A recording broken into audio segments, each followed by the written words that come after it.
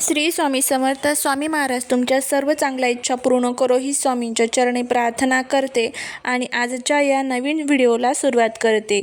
या वर्षीची होळी खूप खास आणि वेगळी असणार आहे.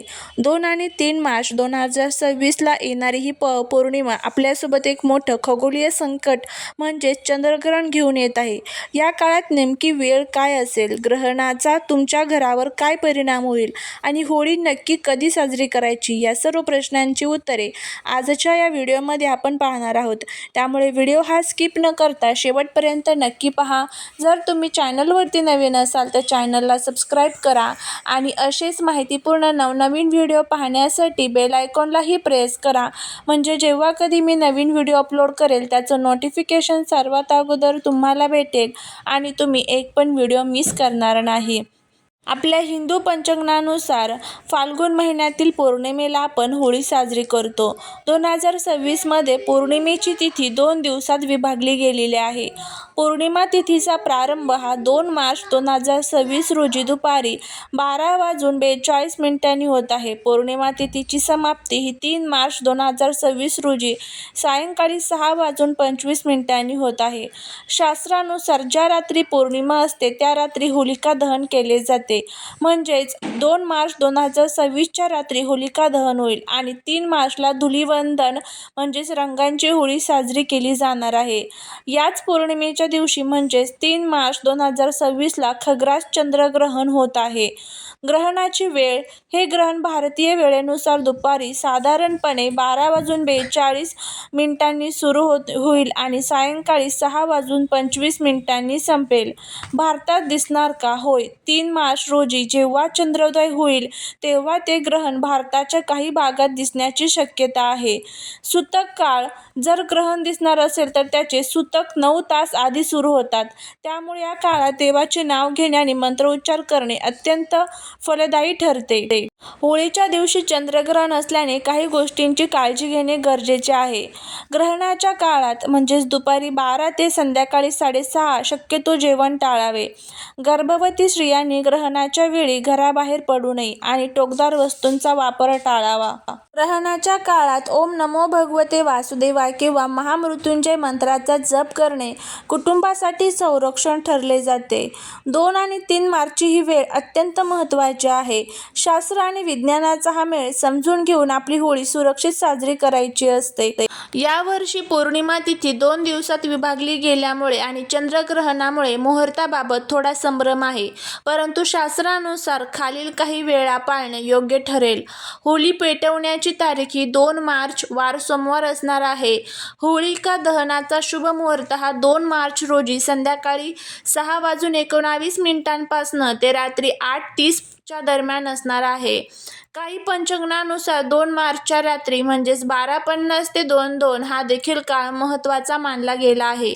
भद्रा काळ असला तरी भद्रा पुच्छ काळात होळी पेटवणे शुभ असते. धुलिवंदन हे 4 मार्च बुधवारी असणार आहे. रंगपंचमी 9 मार्च सोमवारी असणार आहे. चंद्रग्रहणाचे सावट आहे 3 मार्च 2026 रोजी खग्रास चंद्रग्रहण आहे. दुपारी 3:20ला स्पर्श होईल आणि संध्याकाळी 6:48ला मोक्ष म्हणजे समाप्ती होणार आहे. भारतात हे ग्रहण दिसणार असल्यामुळे सकाळी 9:39 पासून सूतक काळ पाळावा लागेल. यामुळेच 3 मार्चला रंग खेळणे शास्त्रानुसार टाळले जात असून 4 मार्चला धुलिवंदन साजरे केले जाईल. होळीच्या ठिकाणी शेणाचे गौर्या, सुकी लाकडे आणि मधोमध एरंड्याचे झाड किंवा ऊस ठेवावा. होळीला नैवेद्य म्हणून पुरणपोळी अर्पण करावी. होळीभोवती 5 किंवा 7 वेळा प्रदक्षिणा घालून आपल्यातील वाईट विचार आणि नकारात्मकता या अग्नीत जाळून जावेत अशी प्रार्थना करावी.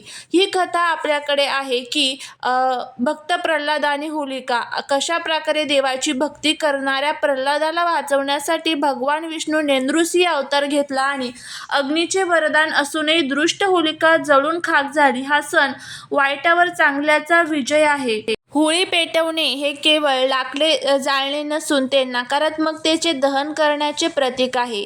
शास्त्रानुसार होळी पेटवताना काही चुका टाळल्या नाही तर घरात अशांती आणि आर्थिक नुकसान होऊ शकते.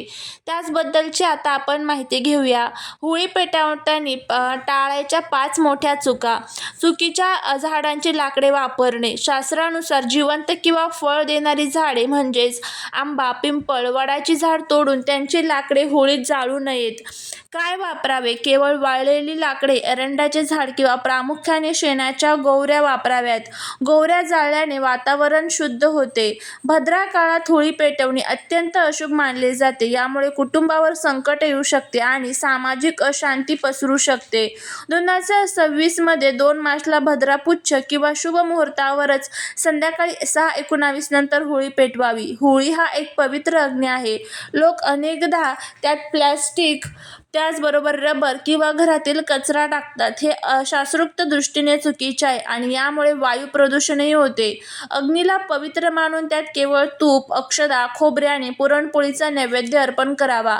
होळी पेटवताना तुमचे तोंड पूर्व किंवा उत्तर दिशेला असावे. दक्षिण दिशेला तोंड करून पूजा करणे किंवा अग्नी पेटवणे अशुभ मानले जाते.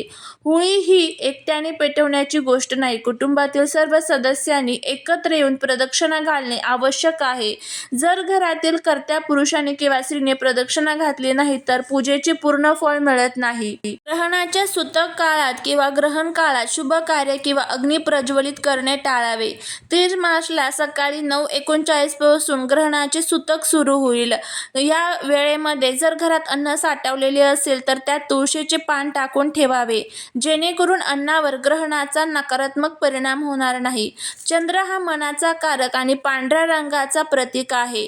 ग्रहणाच्या दिवशी कोणालाही दूध, दही, तांदूळ किंवा पांढरे कापड दान करू नका. तसेच स्वतः देखील पांढऱ्या रंगाचे पदार्थ खाणे टाळा, कारण यामुळे मानसिक तणाव वाढू शकतो.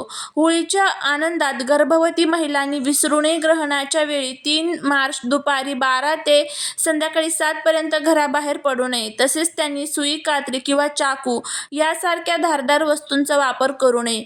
धार्मिक दृष्टिकोनातून ग्रहण पाहणे अशुभ मानले जाते आणि विज्ञानाच्या दृष्टीने ते डोळ्यांसाठी घातक ठरू शकते. यामुळे होळीच्या दिवशी चुकूनही चंद्राकडे टक लावून पाहू नका. हे जे छोटे छोटे नियम आहेत तर ते आपल्याला पाळायचे आहेत आणि हे नियम जर आपण पाळले तरच आपल्याला त्याचा खूप चांगला फायदा जो आहे तर तो होत असतो. कारण होळी हा जो सण आहे ना तर तो आपल्या हिंदू धर्मात खूप महत्त्वाचा मानला जातो आणि होळीला जर चुकूनही आपल्याकडनं काही चुका झाल्या तर आपल्यावरती अनेक प्रकारच्या संकटांचा आपल्याला सामना देखील करावा लागेल. कारण होळी, चंद्रग्रहण आणि त्याचबरोबर भद्राचं सावट यंदा आपल्या होळीवरती आलेलं आहे. त्यामुळे हे सर्व नियम किंवा हे सर्व ज्या गोष्टी आहेत तर त्या आपल्याला पाळायच्या आहेत. आणि होळीच्या दिवशी आपण ज्यावेळेस उंबरट्याची पूजा करतो त्यावेळेस तुम्हाला हळदीचं लेपन द्यायचं आहे. त्यावरती थोडासा गुलाल जो आहे तर तो आवर्जून टाकायचा आहे. एक नारळ जे आहे तर ते होळीमध्ये आवर्जून तुम्हाला अर्पण करायचं आहे, जेणेकरून आपल्या घरातील जी काही इडापिडा, दुःख, दारिद्र्य आहे तर ते दूर होतील. श्री स्वामी समर्थ.